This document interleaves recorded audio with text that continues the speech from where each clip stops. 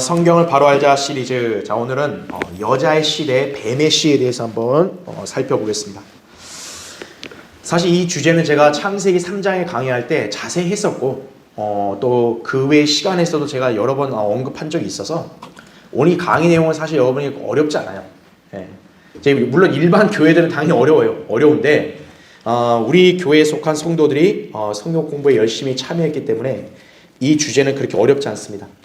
그러나 이제 우리 오전 성경 공부에 그런 또 시리즈의 순서가 있다 보니까 이제 오늘 이 순서가 돼서 제가 강의를 하는 것이고, 또 여러분은 오늘 이 시간을 통해서 다시 한번 이 성경적 교리와 지식을 체계적으로 정립하시는 거예요. 그동안은 그냥 이렇게 듣고 다 알고만 있었던 거를 오늘은 다시 한번 체계적으로 정리를 한다. 이런 차원으로 여러분이 강의에 집중하시면 좋겠습니다. 자, 일단 여기 교환의 메뉴를 보시면 창세기 3장 14절 15절 있어요. 거기 보세요.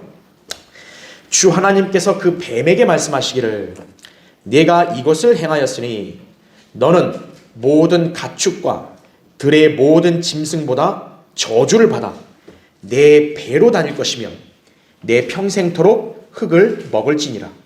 내가 너와 여자 사이에 또 내 씨와 그녀의 씨 사이에 적의를 두리니 그녀의 씨는 너의 머리를 부술 것이요 너는 그의 발꿈치를 부술 것이라 하시고 이렇게 말씀합니다.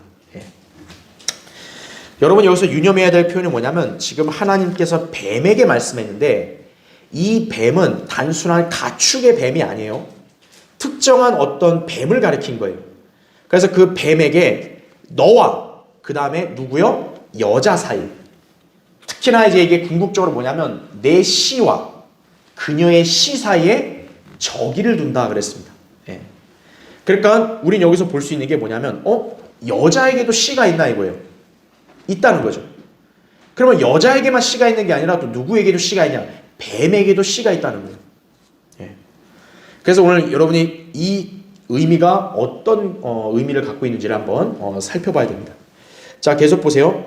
이 말씀은 이브가 뱀에게 속아 선과 악의 지식의 나무에서 나는 열매를 먹었을 때 주 하나님께서 뱀에게 내리신 저주였다.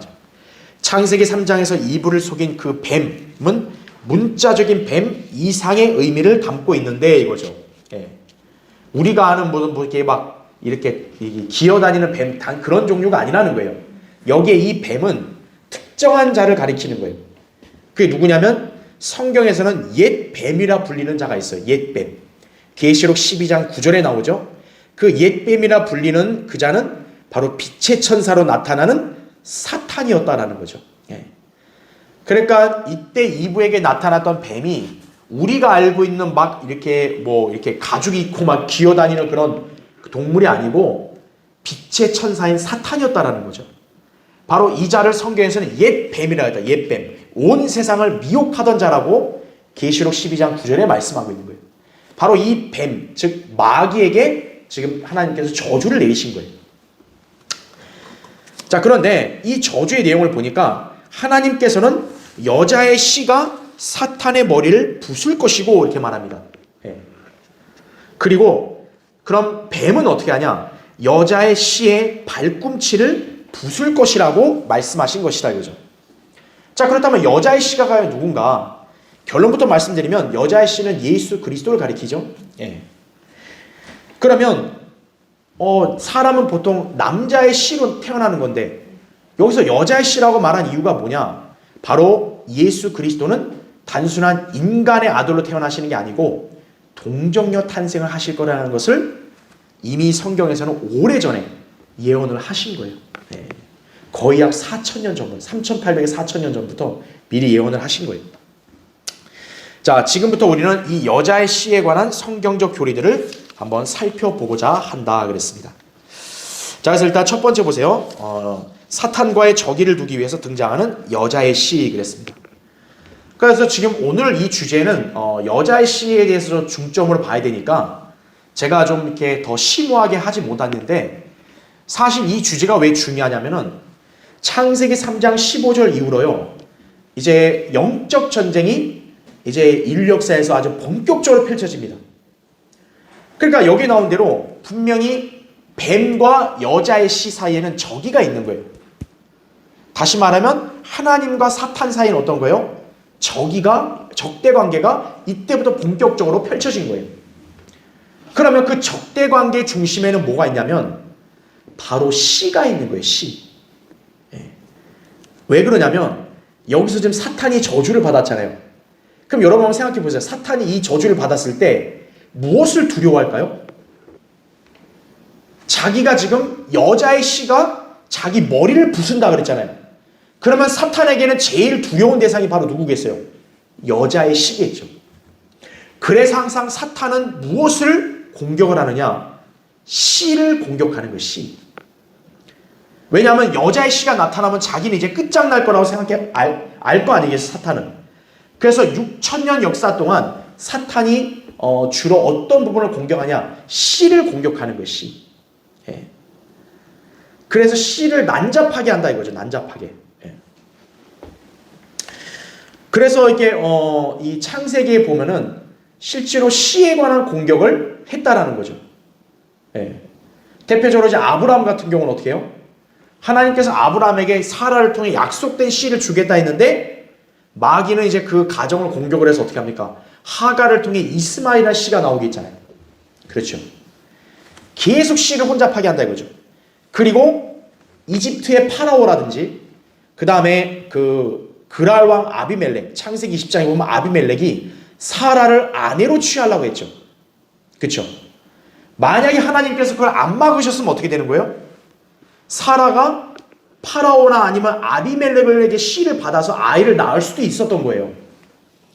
그러니까 그게 바로 뭐냐면 마귀가 바로 씨를 난잡하게 하는 거예요. 계속 그런 공격이 가해졌다라는 거죠.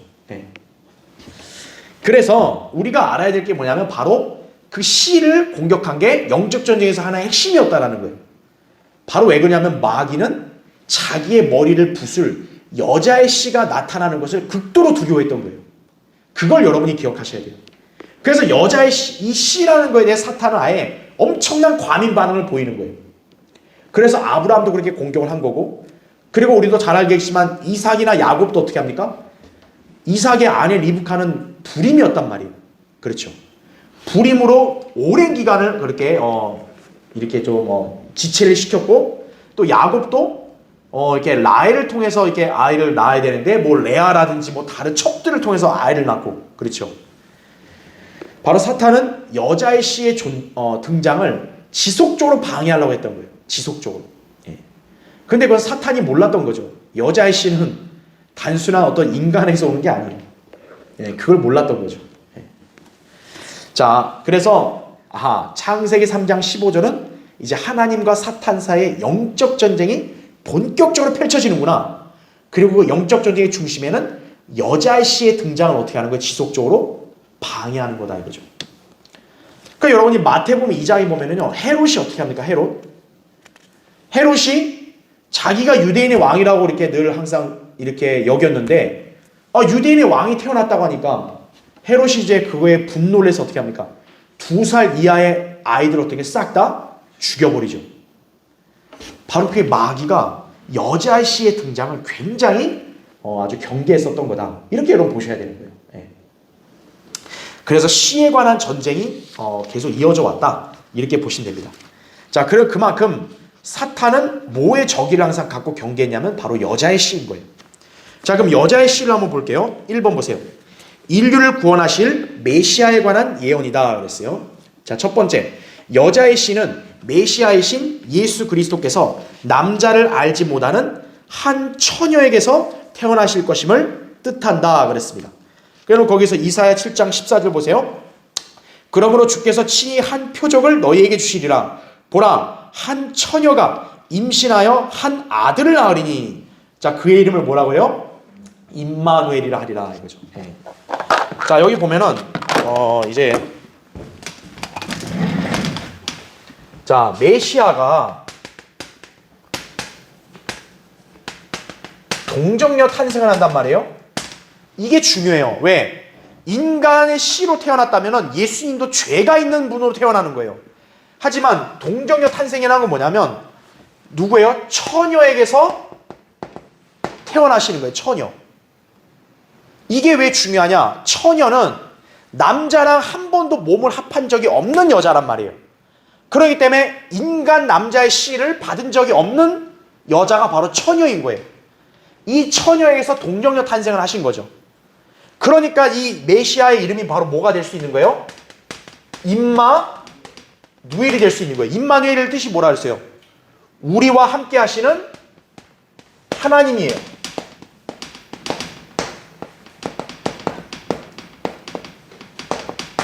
왜 이게 중요한 줄 아세요? 개역 성경에는요, 임마누엘이 이렇게 변개된 거예요. 하나님이 우리와 함께 하신다. 이렇게 변개된 거예요. 왜 그게 중요하냐면, 우리 성경, 킹제임스 성경의 임마누엘은 예수 그리스도의 이름인데, 우리와 함께 하시는 뭐라는 거예요? 하나님. 다시 말하면 예수 그리스도가 하나님이시라는 것을 입증하는 게 바로 임마누엘인 거예요. 그런데 개역 성경에는 이게 뭐라고 변개된 거예요? 하나님이 우리와 함께 계신다. 아니, 하나님이 우리와 함께 계시는 거는 우리 여기 사람들도 다 구원받은 성도들도 함께 계시잖아요. 이게 어떻게 보면 예수 그리스도의 신성을 또 증거하는 거예요. 그래서 이 개역 성경의 변개를 잘 여러분이 유의해야 되는 거예요. 하나님이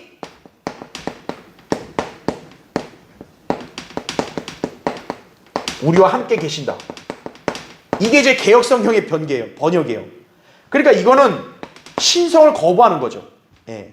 우리 성경은 우리와 함께 하시는 하나님, 예수 그리스도가 곧 하나님이라는 게 임마누엘의 이름의 뜻인 거예요. 자, 이런 이름이 주어질 수 있었던 이유가 뭐예요? 바로 동정녀 탄생을 하셨기 때문에. 인간의 아버지에게 나온 게 아니라 성령에 의해서 처녀의 태를 통해 나오셨기 때문에. 바로 이게 중요한 거예요. 그런데 또 개역 성경은 이걸 어떻게 변개시켰냐면요, 우리 성경은 처녀잖아요. 개역 성경은 이거를 젊은 여자라고 변개시켰어요.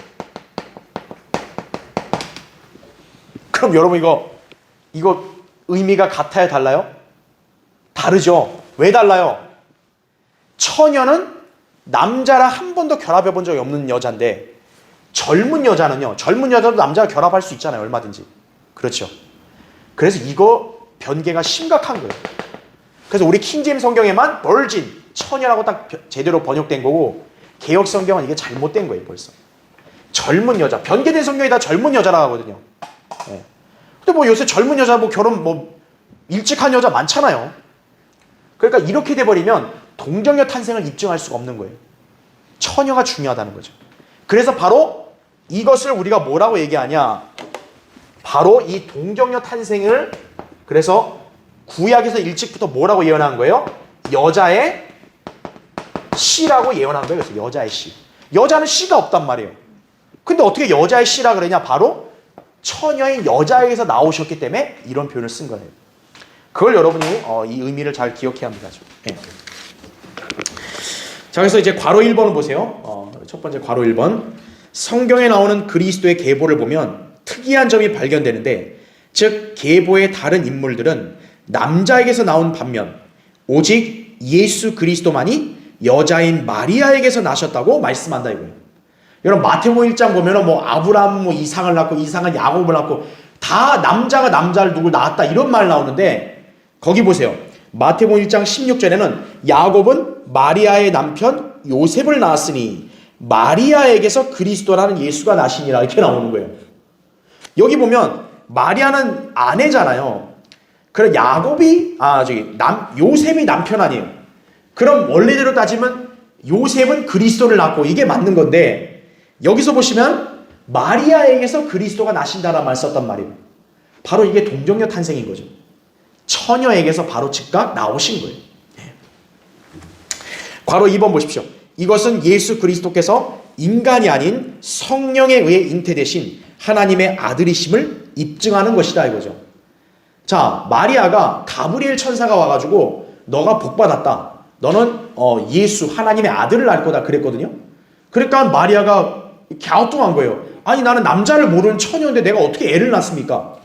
그때 여기서 한 말이에요. 거기 보세요. 누가복음 1장 35절에 성령께서 너에게 임하실 것이며 이거죠. 그러니까 너는 남자가 임하는 게 아니고, 남자가 너를 덮는 게 아니고 성령이 너를 덮는다는 거예요. 그래서 보세요. 가장 높으신 분의 능력이 너를 덮으리니 그러므로 너에게서 탄생하실 그 거룩한 이는 하나님의 아들이라 불리리라 이거죠. 예, 하나님의 아들. 예. 요셉의 아들이 아니라는 거죠. 그렇죠? 자, 그래서 두 번째 보세요. 모든 인간은 아담의 죄성을 물려받아 모두 죄인으로 태어난다.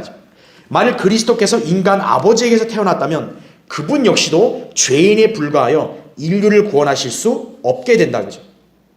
그렇죠. 로마서 5장 12절 보면 한 사람에 의하여 죄가 세상으로 들어왔다 그랬어요. 그러니까 아담 안에서 태어난 사람은 모두 죄인인 거예요. 그러니까 예수 그리스도가 아담 안에서 태어나면 안 되는 거예요. 그렇죠? 그러다 보니 메시아께서는 인간의 씨가 아닌 성령으로 태어나야만 죄 없이 이 땅에 나타나실 수 있다 이거죠. 이것이 바로 주님께서 여자의 씨로 태어나셔야 했던 이유이다. 이걸 여러분이 기억하셔야 합니다. 예. 자, 근데 여기서 여러분 또 그렇다고 해서 오해하지 말아야 될 게 로마 카톨릭은 마리아가 너무 처녀라는 걸 강조하려고 마리아를 영원한 처녀다 뭐 이렇게 얘기하는데 그거 아니에요. 마리아가 예수 그리스도를 성령으로 잉태하여 낳고 난 다음에는 마리아는 요셉과 결혼했어요? 안 했어요? 결혼했어요. 그리고 마리아는 요셉의 아들들을 무려 4명을 더 낳습니다. 그러니까 마리아가 영원한 처녀다 이건 아니에요. 동정녀 탄생은 예수 그리스도가 탄생했을 때만 얘기하는 거고 그 이후에 마리아는 처녀가 아니라 아이를 최소한 6명 이상 낳은 아줌마야 아줌마. 그걸 기억해야 합니다. 자, 2번 보세요. 여자의 씨와 뱀의 씨의 운명을 보겠습니다. 자, 첫 번째, 하나님께서는 여자의 씨가 사탄의 머리를 부술 것이고 사탄은 여자의 씨의 발꿈치를 부술 것이라고 예언하셨다. 인류 역사에서 일어날 이 두 가지 핵심적인 사건에 관한 해석이 분분하다 이거죠.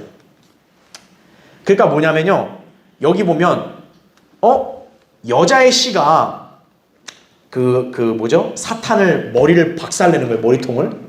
여러분 머리가 박살나면 어떻게 된 거예요? 그냥 끝장이죠 그냥. 근데 이 사탄은 여자의 씨의 발꿈치를 문대요. 그럼 이게 도대체 무슨 해석이에요 이게? 자, 대다수의 기독교 그 신학대학에 있는 학자들이나 교수들, 목사들은 이 해석을 잘 못하는 거예요. 다 뭘로 해석하냐면 십자가 사건을 해석해보는 게 전부 다. 자, 보세요. 괄호 1번 맨 밑에 대부분은 여자의 씨가 사탄의 머리를 부술 것이라는 말씀을요 어디에다 적용시켜요? 갈보리에 적용시키냐고 죠. 그래서 이들은 다음 페이지 보세요.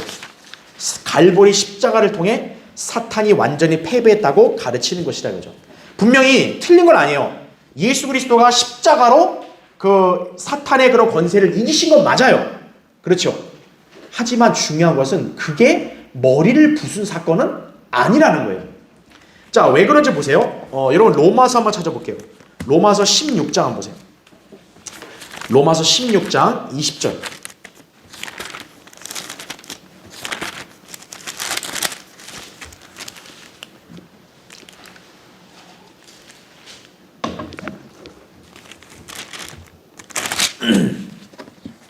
자, 로마서 16장 20절 보시면 평강의 하나님께서 사탄을 속히 너희의 발 아래서 어떻게 한대요? 부수실 것이니라 이렇게 말합니다. 자, 이 표현을 잘 보세요. 하나님께서 사탄을 너희 발 아래 어떻게 한대요? 부수실 것이다. 시제가 뭡니까? 과거예요? 미래예요? 미래라고요. 지금 바울이 로마서를 기록할 때가 AD 한 60년경이거든요. 그러면 예수님의 갈보리 십자가 사건이 일어난 지 30년 이후에 기록한 거예요. 그럼 만약에 사탄의 머리가 부서지는 게 갈보리 사건이면 바울이 로마서 기록할 때 이렇게 부수실 것이라 말하면 안 되고 부쉈다 이렇게 써야 될 거 아니겠어요, 그렇죠? 하지만 바울은 사탄의 머리를 부서지는 것을 과거가 아니라 언제라고 기록해요? 미래라고 기록하는 거예요. 로마서 기록할 때부터 그걸 미래로 기록해요.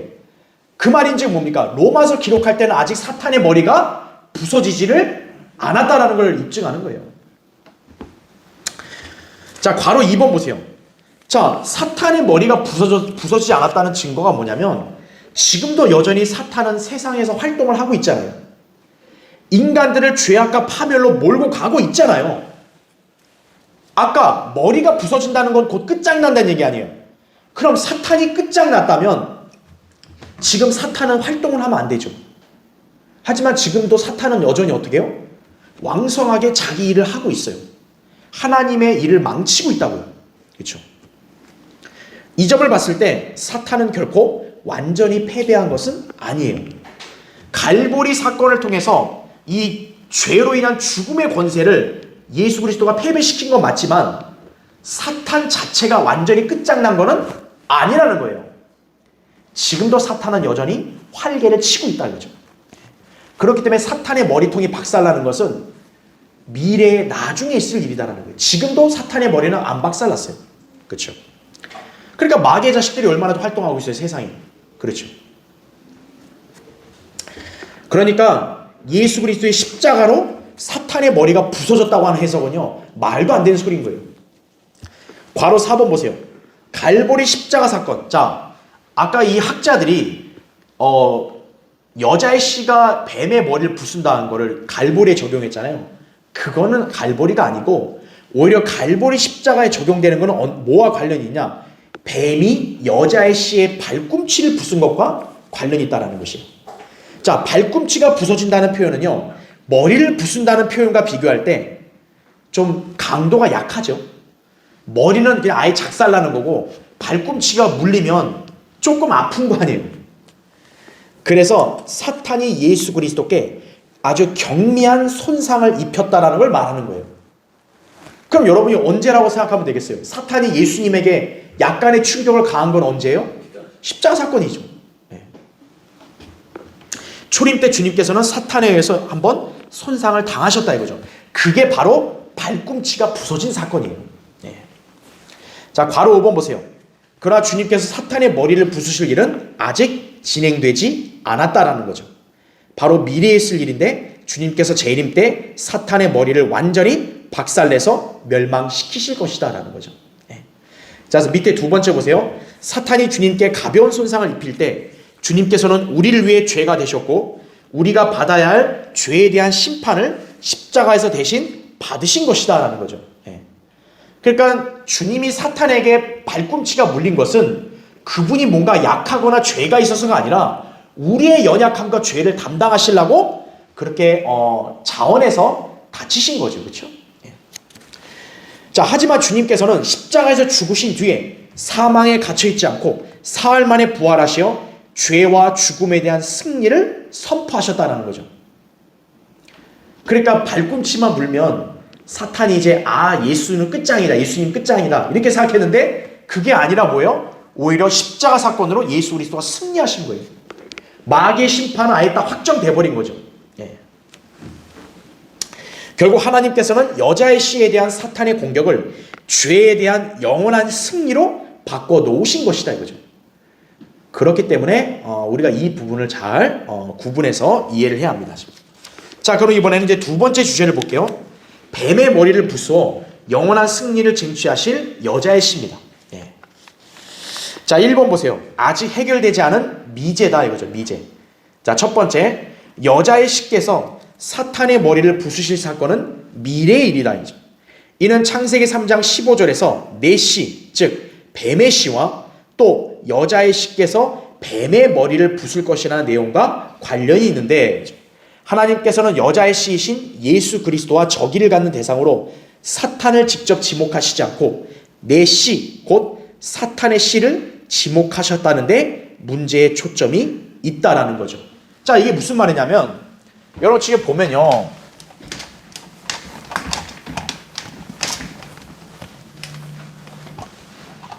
자, 지금 하나님과 사탄 사이, 그쵸? 저기가 있어요. 그리고 또 뭐가 있냐? 여자의 씨와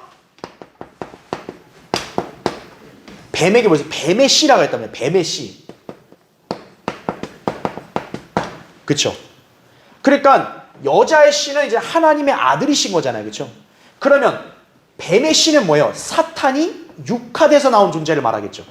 우리가 여자의 씨를 갖다가 예수 그리스도라 했단 말이에요. 그쵸? 예수 그리스도는 육신으로 나타나신 하나님이시라는 거죠. 그럼 마찬가지로 뱀의 씨도 뭐겠어요? 사탄이 인간으로 나타난 존재겠죠. 그래서 이자가 바로 누구예요? 적 그리스도라는 거죠.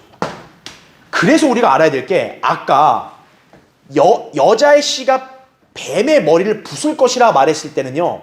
왜 그게 초림 때에 해당되지 않느냐면 방금 얘기한 대로 분명히 적대 관계가 누구와 누구예요? 여자의 씨와 뱀의 씨라고요. 그러니까 뱀의 머리가 부서지려면 반드시 누가 나타나야 되는 거예요? 뱀의 씨가 있어야 되는 거예요. 초림 때는 뱀의 씨가 따로 없단 말이에요. 적그리스도가 따로 나타나지 않았어요. 물론 유다 이스카리ot이 있었지만 그거는 이제 별도의 문제고 뱀의 씨가 없었단 말이죠. 예. 그러니까 십자가 사건에는 머리가 부서지는 것이 해당될 수가 없는 거예요. 왜? 이 뱀의 씨인 적그리스도의 활동이 딱히 없었기 때문에. 그래서 우리가 기억해야 될 게 적대 관계는 하나님과 사탄, 여자의 씨와 뭐예요? 뱀의 씨다 이거죠. 그런데 여기서 중요한 거는 여자의 씨가 머리통을 박살낼 때 분명히 적대 관계는 뱀의 씨지만 결국 머리는 누구 머리를 박살내는 거예요? 사탄의 머리를 박살내는 거예요. 다시 말하면 예수 그리스도가 재림하시면 적그리스도가 멸망하지만 적그리스도의 멸망은 곧 누구랑 같은 거예요? 사탄이 멸망하는 것과 똑같은 거예요. 그래서 아까 얘기한 대로 여자의 씨가 뱀의 씨의 머리를 부순단 말하지 않고 뱀의 머리를 부순다라고 말하고 있단 말이에요. 그 차이점을 여러분이 기억하셔야 되는 거예요. 그러니까 여자의 씨가 머리를 부수는 것은 머리를 부순다라고 했을 때는 이 뱀의 씨가 아니라 사탄의 머리를 부수는 것과 똑같은 위치다. 이렇게 보시면 되는 거죠. 자, 그래서 일단 그 얘기를 여기서 설명한 거예요. 자, 그래서 거기 두 번째 보세요. 내 씨와 그녀의 씨 사이에 적이를 두리니가 먼저다. 먼저. 즉 예수 그리스도와 사탄의 씨인 적그리스도가 먼저 적대 관계가 이루어져야 돼요. 그리고 머리가 박살나야 된다는 거예요. 따라서 우리는 사탄의 멸망에 관심을 갖기 이전에 여자의 씨를 대적하는 뱀의 씨, 곧 사탄의 씨에 대해서 관심을 가져야 된다는 거죠. 그러니까 뱀의 머리통이 박살나려면 반드시 여자의 씨를 대적하는 사탄의 씨가 나타나야 되는 거예요. 자, 그럼 세 번째 보세요. 성경에 따르면 사탄의 씨는 여자의 씨와 적대 관계에 놓여 있는데 여자의 씨이신 그리스도와 적대 관계에 있을 사탄의 씨는 적그리스도, 곧 누구라는 거예요? 죄의 사람이다라는 거죠. 자, 그러면 괄호 1번 보세요. 초림 당시 유다 이스카리ot은 시몬의 아들임에도 마귀였기에 그가 육신으로 온 사탄의 씨임이 드러났다라는 거죠. 그러니까 사실은 초림 때도 어떻게 보면 재림의 예언이 성취될 수 있는 환경은 된 거예요. 왜냐하면 사탄의 씨가 나타났기 때문에, 유다 이스카리ot이 나타났기 때문에. 하지만 유대인들이 거부함으로 인해서 재림이 연기가 돼버리니까 결국 이제 사탄의 씨는 다시 한번 나타나게 되는 거죠. 자, 밑에 괄호 2번 보세요. 또한 현재 자신의 거처인 끝없이 깊은 구렁에 가 있는 유다 이스카리ot은 장차 죄의 사람으로 다시 등장할 것이며 사탄의 씨로 나타날 것이다, 이렇게 말하고 있어요. 실제로 유다가 죽었을 때는 지옥에 가지 않았고 유다 이스카리ot은 자기 거처로 갔다 그랬어요. 사도행전 1장 25절에 나온 대로. 그 자기 거처가 어디라 그랬어요? 끝없이 깊은 구렁이라고 했다고요. 그렇죠. 그러다 다시 나타나는 거죠. 자, 다음 페이지 보세요. 자, 네 번째.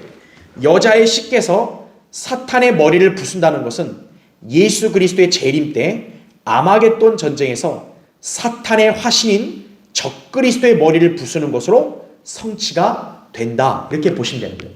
그래서 제가 아까 설명한 게 그거예요. 사탄의 머리를 부순다 했을 때는 여자의 씨가 사탄의 씨인 적그리스도를 멸망시켜야만 이 예언이 성취가 되는 거예요. 그러니까 십자가 사건은 해당이 될 수 없다라는 거예요. 사탄의 머리를 부수는 것이. 그렇게 여러분 보시면 돼요. 자, 그래서 거기 보세요. 예레미야 23장 19절 보세요. 보라, 주의 회오리 바람이 진노 가운데서 나갔으니 아주 심한 회오리 바람이라 하죠. 그것이 악인의 머리 위에 가혹하게 떨어지리라, 이렇게 말씀을 하고 있습니다. 자, 여기서 중요한 표현이 뭐냐면 악인의 머리란 말이 나오죠. 악인의 머리. 악인의 머리가 바로 누구를 가리키는 거예요? 적그리스도의 머리를 가리키는 거예요.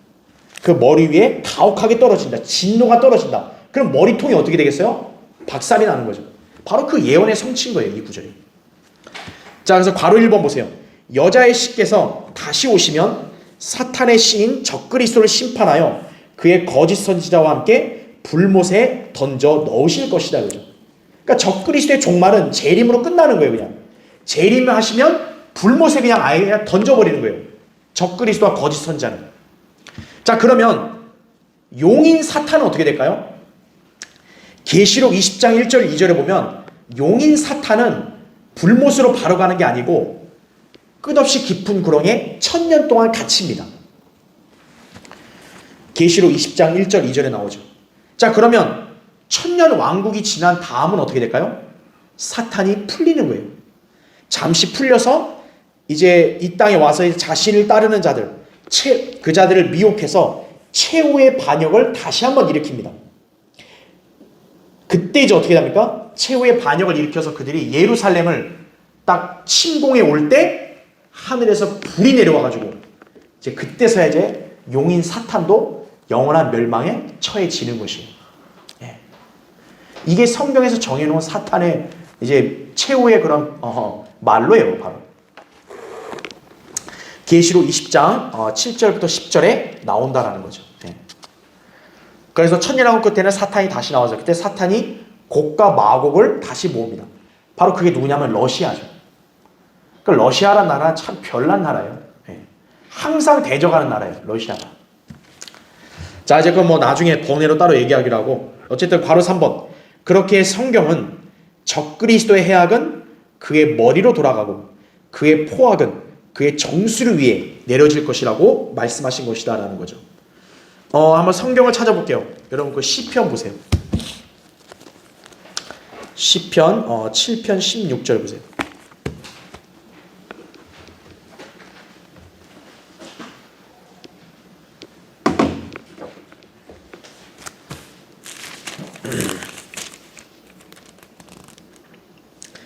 자, 시편 7편 16절 보시면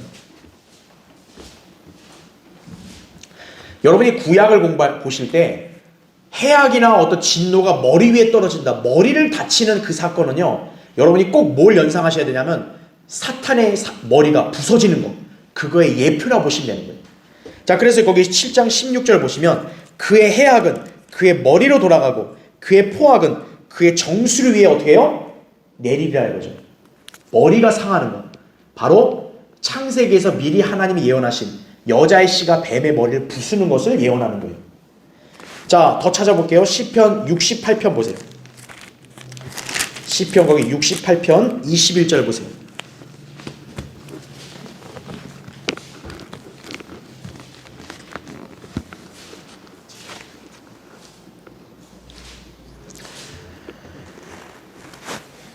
자, 시편 68편 21절에 그러나 하나님께서는 그의 원수들의, 잘 표시해 두세요. 뭐예요? 머리를 어떻게 한대요?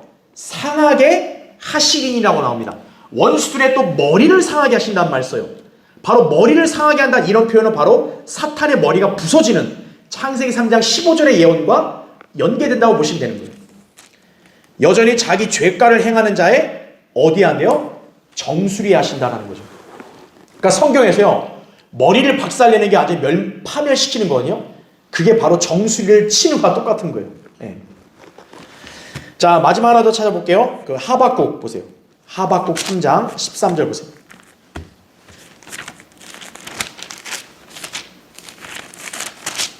하박국 3장 13절.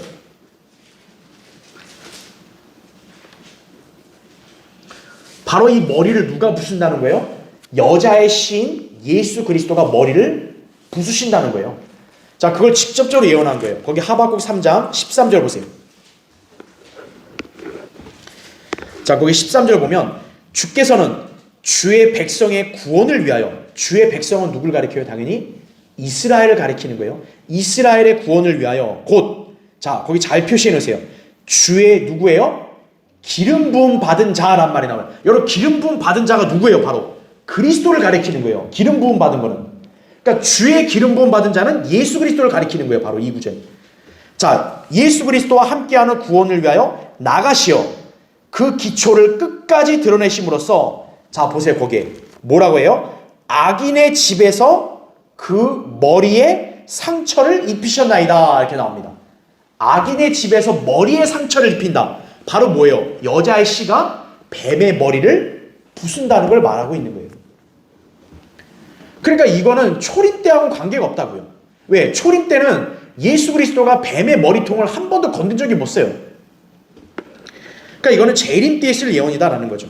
그래서 주의 기름 부음 받은 자가 바로 예수 그리스도를 가리키죠. 그분이 바로 어떻게 하냐면은 악인의 집에서 머리에 상처를 입히신다 이거죠. 바로 이 예언이 재림 때 성취가 될 것이다. 그렇게 보시면 됩니다. 자, 다시 이제 교환으로 넘어오셔서 이제 교환의 거기 2번을 보세요. 이제 두 번째 거기 2번 보시면 사탄의 머리를 부수시고 영원히 통치하시는 여자의 씨 그랬어요. 자, 첫 번째, 하나님께서는 성령으로 잉태되시어 처녀인 마리아에게서 태어나신 여자의 씨를 가리켜 너는 내 아들이라 오늘 내가 너를 낳았노라 라고 말씀하셨다 이죠. 시편 2편 7절에. 이 구절을 일반 교회들은 예수님이 영원 전에 하나님에게서 태어났다 이렇게 가르친다고요? 그거 아니에요. 오늘 내가 너를 낳았다는 말은 동정녀 탄생을 말하는 거예요. 즉 말씀이신 하나님께서 인간으로 태어나신 때를 가리키는 거예요. 자, 여자의 씨께서는 이렇게 태어나신 거죠. 그러면서 자, 계속 보세요. 하나님께서는 이 여자의 씨에게 내게 구하라. 그러면 내가 너에게 이방을 내 유업으로 땅의 맨 끝을 내 소유로 주리라 하죠. 내가 그들을 철장으로 깨트릴 것이며 토기장의 질그릇같이 산산이 부수리라 이렇게 약속하셨다는 거죠. 바로 이게 뭡니까? 천년왕국 통치를 가리키는 거예요. 즉 아버지 하나님께서 이 아들 하나님에게 이방을 유업으로 준다는 거예요. 이방. 즉 이 땅에 있는 민족들을 그분의 통치의 유업으로 준다는 거예요. 다시 말하면 예수 그리스도가 이 땅에 내려와서 이방인들을 통치하신다는 거죠. 그게 언제예요? 천년왕국 때죠. 천년왕국 때는 철장으로 깨트린다.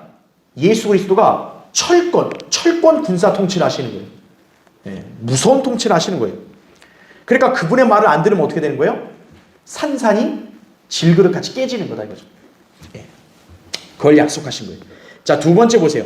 여자의 씨로 오신 예수 그리스도께서는 죄 없는 지상 삶을 사시다가 십자가에서 인류의 죄 문제를 해결하시고 장사된 지 사흘 만에 부활하시어 셋째 하늘로 올라가셨다 이거죠. 현재는 우리 믿음의 승리를 위하여 아버지 하나님의 오른편에서 사람이신 그리스도 예수로서 아버지께 중보하고 계시지만 이거죠. 디모데전서 2장 5절에 나온 대로 지금 현재는 어때요? 예수님이 하나님 우편에 앉아서 우리를 중보하시잖아요. 하지만 올라가신 그대로 그분은 장차 미래에 다시 오시겠다고 약속하셨어요. 미래에 다시 오실 때는 왕으로 오시는 겁니다. 자, 세 번째 보세요. 그때가 되면 약 2000년 전에 여자의 씨가 아닌 만왕의 왕 또 만주의 주로서 오실 것이고 육체의 약함이 아닌 하나님의 강함으로 오시어 영원 무궁토록 통치하실 것이다 이거죠. 여러분 이 사실 그대로 믿으시죠? 이걸 믿는 사람이 성경의 예언을 믿는 사람인 거예요. 자, 결론적으로 여자의 씨께서는 성경에서 선지자와 제사장과 왕으로 언급이 되십니다. 또 유다 지파의 사자요 하나님의 고난받는 종, 세상 죄를 제거하는 하나님의 어린 양, 그리고 야곱에게서 나올 한 별과 이스라엘에게서 나올 한 홀이라고 이렇게 지칭이 되고 또 드높여지는 종으로도 언급이 됩니다. 그러니까 구약에서 예수 그리스도에 대해서는 이렇게 여러 유형으로 제시가 된 거예요. 여자의 씨는. 자, 이 모든 말씀을 종합해 보면 초림에는 우리를 위해서 약하게 되심으로 사탄에게 발꿈치를 물리셨지만 재림 때는 두렵고도 무서운 왕으로 오셔서 사탄의 머리를 부수시고 영원한 통치를 이루실 것이다 이거죠. 그래서 우리가 구분해야 되는 거예요. 사탄이 여자의 씨의 발꿈치를 무는 것은 초림 때인 거고 그때는 여자의 씨가 좀 다치는 거죠. 하지만 재림 때는 이제 어때요? 여자의 씨가 사탄의 머리통을 아예 박살내버리는 거예요. 그냥 끝나는 거죠. 바로 재림 때에 쓸 일이다 이죠. 그리하여 지금도 계속 벌어지고 있는 치열한 영적 전쟁은 종지부를 찍을 것이에요. 지금은 사탄이 얼마나 이렇게 활개를 치면서 이렇게 하나님을 대적하고 성도들을 공격하나요? 그렇죠? 그러나 재림 때 여자의 씨께서 사탄의 머리통을 박살내면 끝나는 거예요, 이제. 우리 그리스도인들은 바로 이 날이 속히 오기를 간절히 고대하면서 우리는 믿음 생활을 지속해야 할 것입니다. 그렇죠? 자, 다음 시간에 계속하겠습니다.